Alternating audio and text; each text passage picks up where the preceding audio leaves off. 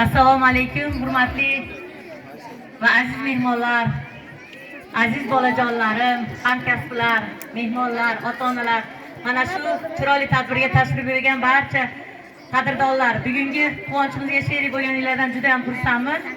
Biz bugun mana shu sinfimdagi 11-B sinfda 29 ta bolajonlarimiz katta hayot ostonasida tayyorgarlik ko'rib jo'natyapman. Ularga bu hayotda hech ham qoqilmasliklarini, o'z o'rinlarini topishlarini, hamisha ustozlarni yodda tutishlarini, ota-onalarni hurmat qilishlarini tilab qolaman. Hamisha omad yor bo'lsin. O'qishlari kirib ketib, mana shu maktabning nufuzini shahar ichida oshirishga harakat qilishadi degan umiddaman. E'tiboringiz uchun rahmat. Assalomu alaykum.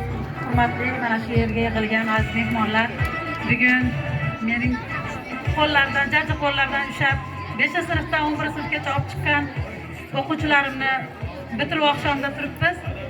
Men bolalarimga o'ta mehr berganman. Ularni omadini, baxtini ko'rishni xohlayman.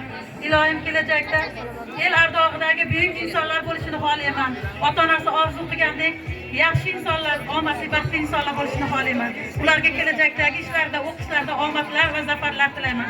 Doimo sog' bo'lishsin. Assalomu alaykum aziz ustozlar, hurmatli bitiruvchilar.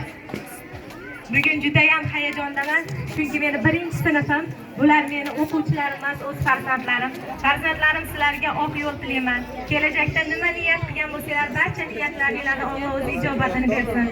Kelajakda xalqimiz uchun yaxshi, kerakli insonlar bo'lishlaringizga tilakdoshman. Men sizlarni hammanglarni yaxshi ko'raman.